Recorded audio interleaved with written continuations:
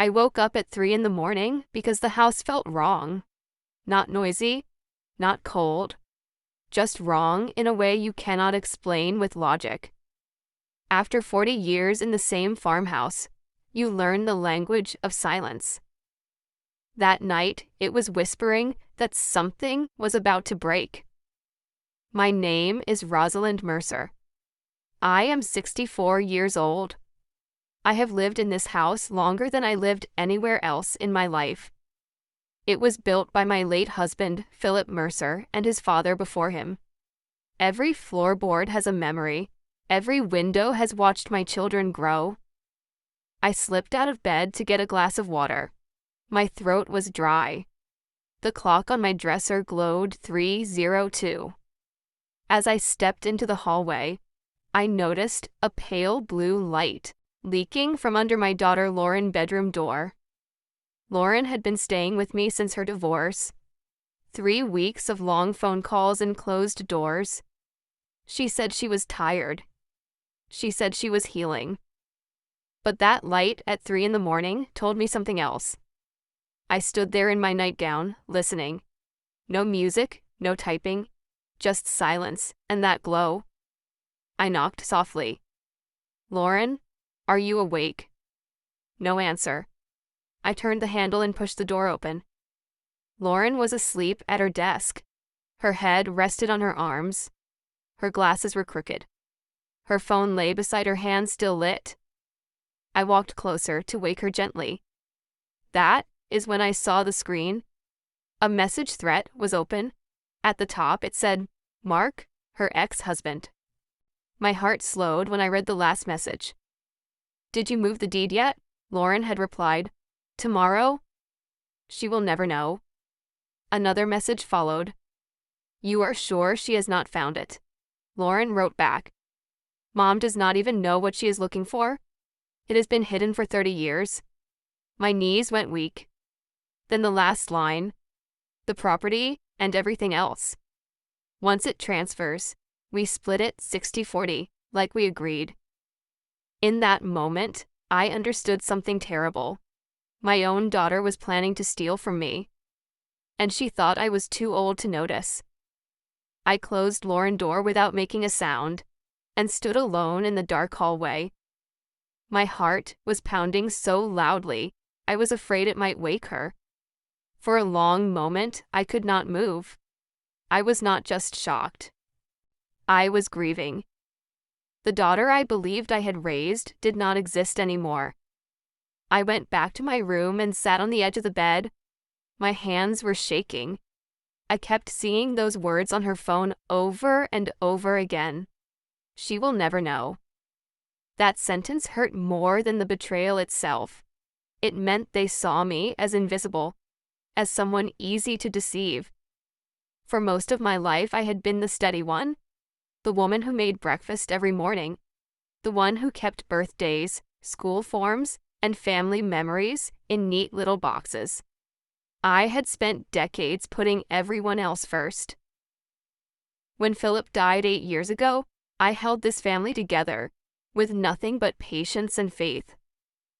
Lauren and Daniel had always told me they were proud of me. They said I was strong. They said I was the reason our home never fell apart. I believed them. I trusted them because mothers are built to trust their children. I thought my family was simple. A widow and her 2 grown kids doing their best to survive loss. I thought the long phone calls Lauren made at night were just her sorting through pain from her divorce. I thought Daniel's quiet behavior was stress from work. I never imagined my own children were meeting in secret to divide my life like a set of numbers on a spreadsheet. That is the hardest truth. Betrayal from a stranger hurts. Betrayal from your children changes the way you see everything. And I was only just beginning to understand how deep this went. By the time morning came, I had not slept at all. The sky outside my window slowly turned gray, while my thoughts ran in circles. Hidden for 30 years? That was what Lauren had written. Something from 3 decades ago was now being used against me. I knew it had to be connected to Philip. After Lauren left the house that morning, I went straight to his old study. I had kept that room the same since the day he died. His desk, his shelves, his papers. It felt like stepping into a memory that never changed. I started looking through his drawers. At first, I found nothing unusual. Old bills, insurance forms, farm records. Everything looked clean and proper. But something inside me kept pushing. Philip had always been careful. Too careful. I began checking the bookshelves. One of them did not sit right against the wall. When I touched it, it shifted. That was when I saw a narrow space behind it. My heart started to race. I pulled the shelf forward and found a small, hidden door built into the wall. I had dusted that shelf for years without knowing what it was hiding. Inside was a metal box. I carried it to the desk and opened it. The first paper I saw was a birth certificate. The name on it was Claire Dawson. The father listed was Philip Mercer. My husband. I had to sit down. There was also a deed to a beach house in South Carolina, another to a small property in Florida, letters written in careful handwriting, a woman named Rebecca Dawson begging Philip to be part of their daughter's life. He had another child, not a rumor, not a mistake. A whole person with a name and a past. Every letter told the same story. Philip sent money. He made promises. He stayed away. The final letter was dated just days before his death. In it, he wrote that he was sorry, that he wished he had been brave enough to tell me the truth. 30 years of secrets were sitting in that box, and now my children were trying to claim them.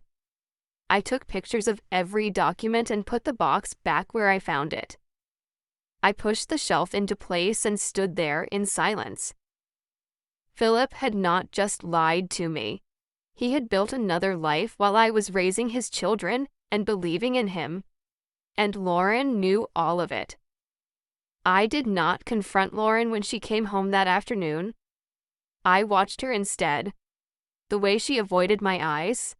The way she stayed close to her phone. Every small movement felt different now that I knew the truth. Later that evening, Daniel arrived for dinner. My son rarely visited without notice. Seeing him walk into the house at that moment felt planned. They spoke in low voices in the living room while I cooked. I could hear their words through the walls. Not clearly enough to catch every sentence, but enough to hear the urgency. When we sat at the table, Lauren smiled like nothing was wrong. She passed me the potatoes. Daniel asked about my day. It was a perfect performance.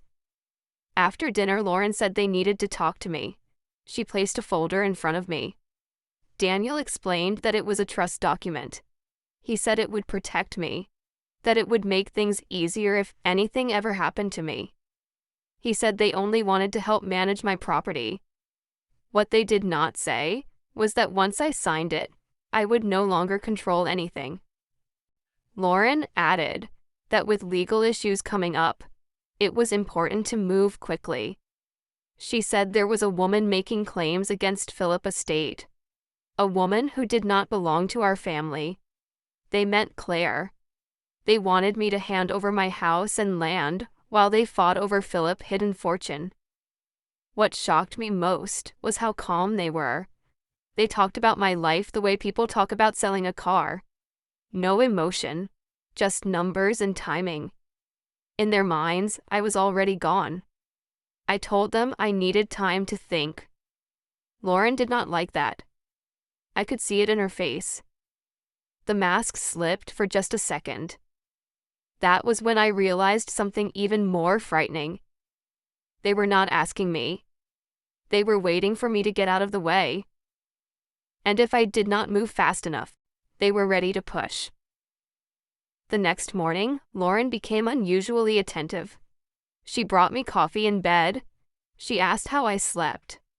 Her voice was soft, but her eyes kept searching my face. Daniel arrived with a man I had never seen before. He wore a clean jacket and carried a leather folder. Lauren introduced him as Dr. Sawyer. She said he was there to do a simple wellness check. Nothing official, just a friendly visit. Dr. Sawyer asked me what year it was. He asked who the president was. He asked me to count backward from 100. I answered every question without trouble. Lauren stood behind him, nodding slowly as if she was seeing something he could not.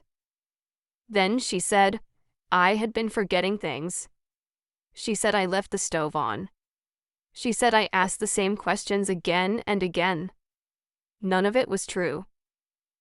Daniel told the doctor that I had become confused lately, that I sometimes forgot where I was, that I had mood swings.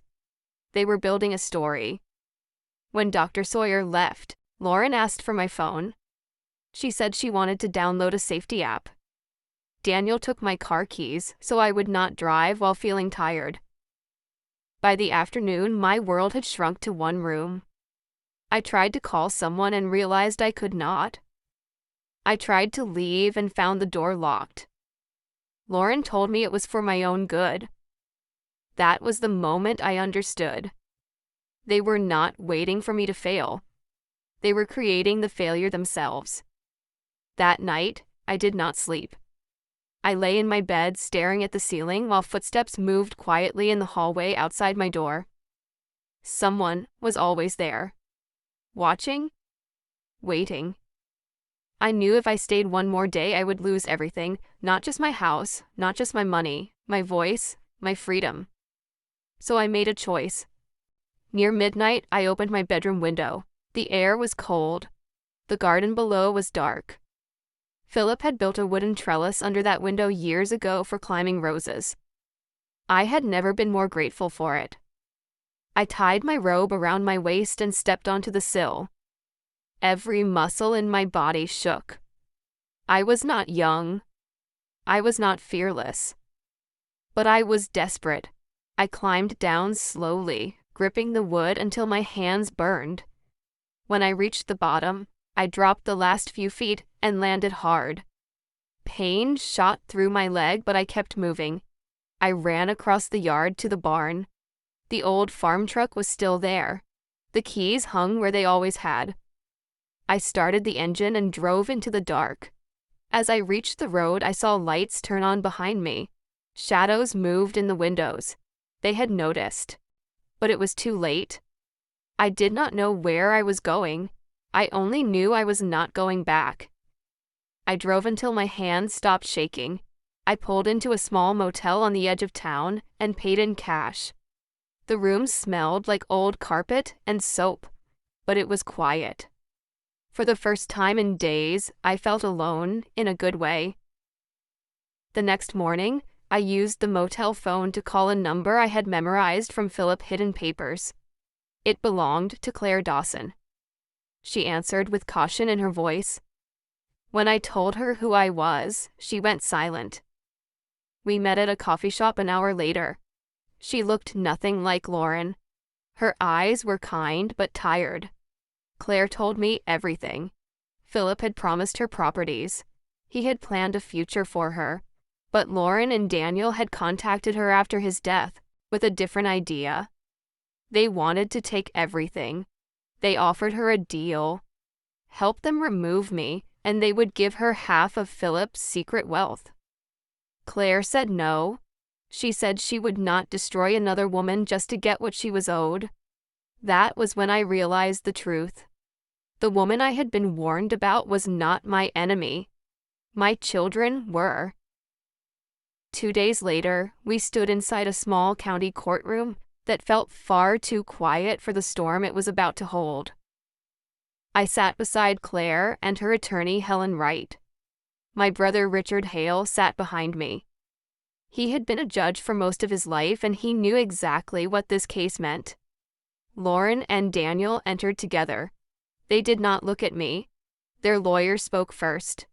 She said I was confused, that I had disappeared, that I was not mentally fit to manage my own affairs. Then Helen stood up. She laid out everything, the hidden properties, the secret child, The trust documents. The doctor who had been sent to my house without consent. The locked doors. The missing phone. I took the stand and told the judge what it felt like to be erased by your own children. Lauren stared at the floor. Daniel clenched his jaw. Then Claire testified. She described the offer they made her, the money, the plan, the way they spoke about me as if I was already gone. My brother spoke next. He explained how the trust had been written to give them full control while leaving me powerless. Finally, a real doctor testified that I was mentally sound and capable of making my own decisions. The judge listened to every word. When she spoke, her voice was firm. She said this was a clear case of financial abuse. She said the trust was invalid. She said Lauren and Daniel had violated the law and their duty as children. They were ordered to stay away from me. The courtroom went silent. I did not feel victory. I felt free. The truth changed everything. Within weeks, the deals Lauren and Daniel had been making began to fall apart. Mark turned on Lauren when he realized there was nothing left to take. He filed for divorce and released their messages to protect himself. Daniel lost his position at work when his involvement in the scheme became public through court records. Banks do not trust men who try to steal from their own mother. They blamed each other. They blamed Claire. They even blamed me. But none of it mattered anymore. The trust was gone. The property was mine again. The secret accounts Philip had hidden were recovered through the court. The lies were no longer useful to anyone. Lauren sent letters begging for forgiveness. Daniel sent messages saying he had been misunderstood. I did not reply. Some bridges do not need to be burned. They simply need to be left behind. I sold the old farmhouse 3 months later. Not because I had to, but because I wanted to. Every room carried echoes of who I used to be. A woman who believed love meant silence. With the money from 2 of Philip's hidden properties, I paid off every debt. For the first time in decades, no one owned a piece of my future. I bought a smaller place near a quiet river. It had wide windows and a porch that faced the sunrise. It felt like a place meant for beginnings, not endings. Claire visited often. We drank coffee and talked about the past without letting it poison the present. She was not a reminder of betrayal anymore. She was proof that truth had a way of finding light. I learned how to enjoy simple things again. Walking without fear. Sleeping without listening for footsteps. Making plans without asking permission. At 64, I was not starting over. I was finally starting free.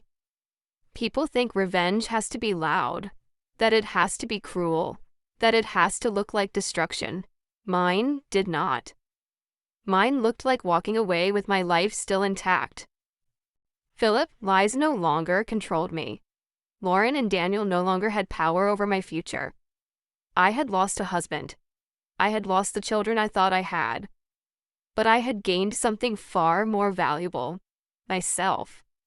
If someone close to you ever makes you feel small, if they try to convince you that you are confused or weak, pay attention. That is not love. That is control. It is never too late to take your life back. Not at 30, not at 64, not ever. Thank you for listening to my story. If it spoke to you, please like this video. Share it with someone who might need to hear it. And tell me in the comments where you are watching from. Your voice matters.